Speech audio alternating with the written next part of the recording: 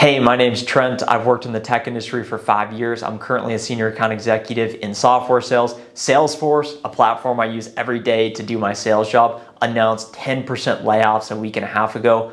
Because they're one of the top software businesses in the world, this caught my attention, and that was a signal to me that a lot more tech layoffs were going to happen. So I made a video talking about tech layoffs and sharing my prediction that more tech layoffs are going to happen, and we're already starting to see this come true with Citrix, one of the biggest software businesses that got purchased for $13 billion last year, announced their biggest layoff in company history this week, and we're even seeing the layoffs go into financial services, such as Goldman Sachs, one of the top investment banks, laying off thousands of employees.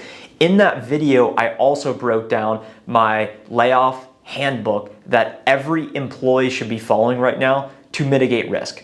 You know that there's a lot of volatility in the market, but the important thing is what you do about it. So I'm going to outline the steps you can take today to put you in the best position possible to avoid getting laid off. And in the event you do get laid off, how do you make yourself more bulletproof with a proven playbook? If you watch until the end of the video, I'm also going to share my thoughts on return to office. I'm in the office today, and we also saw Disney this week announce a 4-day mandatory return to office policy. And I think a lot of other companies are going to force their employees back into the office to show compliance, but also to increase productivity as well. Subscribe to the channel now if you haven't already, because it really helps. The first step you can be following in the layoff playbook is to work harder in your current role. Take a moment right now and answer this question. Ask yourself, what could I be doing to perform better in my role?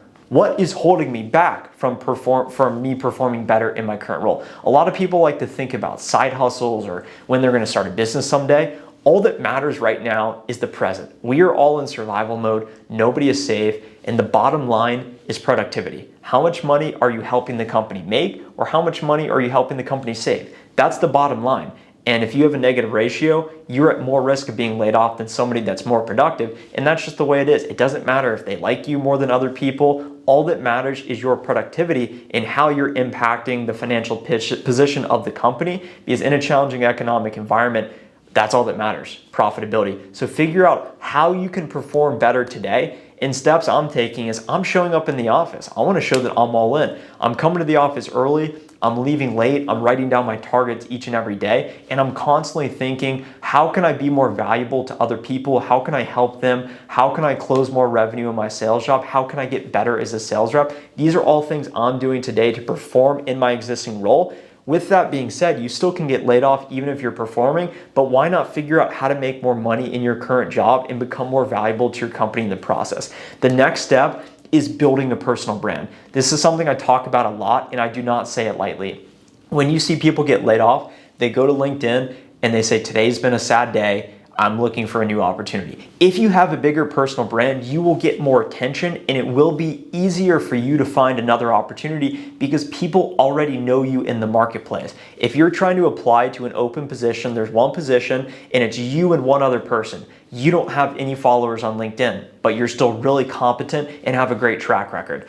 The next candidate also has a great track record, but they have a massive following on LinkedIn. They're going to get the job because they inherently bring more value to the company because they have a personal brand, because people know them outside of their current company. So ask yourself, what do people at your current company know you for? And if they don't know you for work ethic, if they don't know you for being honest, if they don't know you for having integrity and showing up every day, these are all really important things. But then ask yourself, how many people know you outside of your current company? And if nobody knows you, that is a serious problem, because it does not matter if you're a top performer. If nobody knows who you are, perception in this marketplace is everything. And that's why I'm posting on LinkedIn consistently. So if we're not connected, go connect with me now.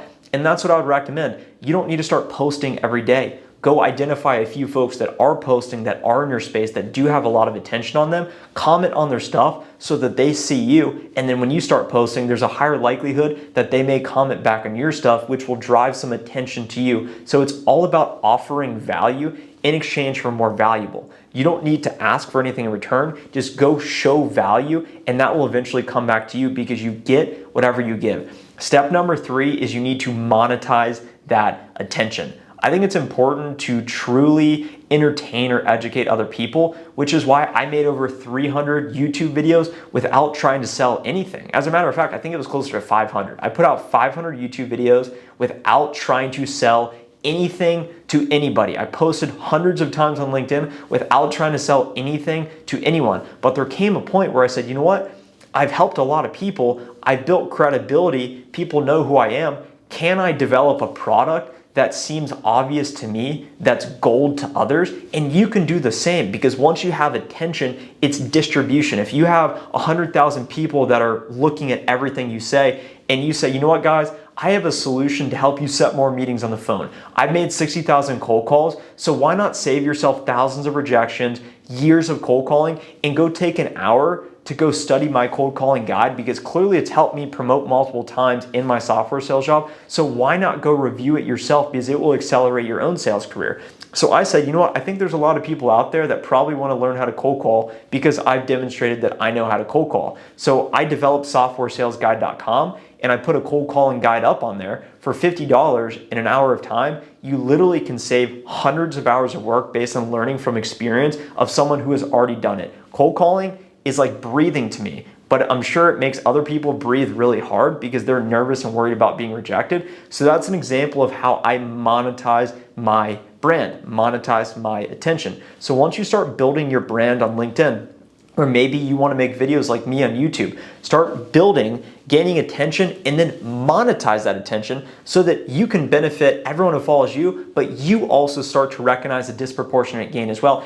And then the fourth and final step here in the layoff handbook that every employee can be following to mitigate risk is operate financially like a business does. What are all companies looking to do right now? They are looking to reduce cost, and they're trying to figure out how can we more efficiently make more money. So reduce costs. So how can you do this in your own life? The example I gave in the last video, I deleted DoorDash from my phone, so I'm less incentivized to order food on the weekends when I'm bored and don't want to cook. Okay, I'm immediately saving $50 a week doing that. What are other expenses I can cut? Okay, well, maybe rather than going out to dinner tonight, I should just make food at home. Okay, rather than going on that extra trip or that wedding, maybe I should just say, you know what, guys, I'm unfortunately can't make it because I'm trying to save my capital so that I can be liquid, and then I can then invest in an opportunity when it presents itself. That's what companies do. And then when companies are thinking about how they make more money, they look for strategic opportunities. They say, can we go absorb the weak?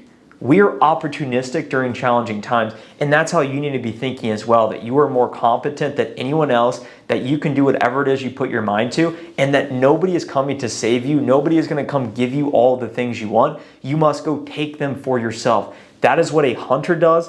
That is what pro salespeople do, and that's what everyone needs to be doing to survive in this current marketplace, and that's what companies are doing. They're looking for opportunities to make money more efficiently, and they're reducing the fat. And that's what I would highly recommend you do as well, so that you can continue to thrive during challenging times. Return to office is something that we all need to embrace. And the reason why it's so important is because if you were used to going into the office prior to 2020, you started working remotely 2020, you changed all of your lifestyle habits naturally as everyone else did to work remote, and then all these companies start saying we need to go back in the office to increase productivity and to validate the people that are truly all in. If you're resistant to going back in the office and you're emotionally triggered and say, it's not fair that they want me to go into the office because how am I supposed to deal with the kids, or how am I supposed to go live life how I'm used to living it now with me going into the office? I totally recognize that it's going to be challenging. It requires change and adapting and evolving to changing times. And those who are unable or unwilling to adapt and change simply will not survive in the long run. And that's why it's important for me to show up in the office each and every day. And I think it just shows to everyone else, hey, I'm serious, we're here, we're gonna do it. So the more resistant you are to returning to the office, either go back to the office or go find a company that will allow you to work fully remote. But if you're at a company that wants you back in the office and you're not going in the office, what do you think that shows everyone else to your commitment of the mission, vision, and what the company is trying to achieve? Those are my thoughts on return to office. I love being in the office personally. I feel like I can't grow as a person within the four walls of my house being there 24/7. I need to get out in the world and face it head on. And that's what salespeople do. We take challenges head on. It's a contact sport. We know we're going to get told no. Those are the 4 steps I'm following in the layoff playbook. I certainly am wishing you all the best because I'm sure there's thousands of you out there with varying circumstances. Make sure to subscribe to the channel now if you haven't already, and I'll talk to you in the next video.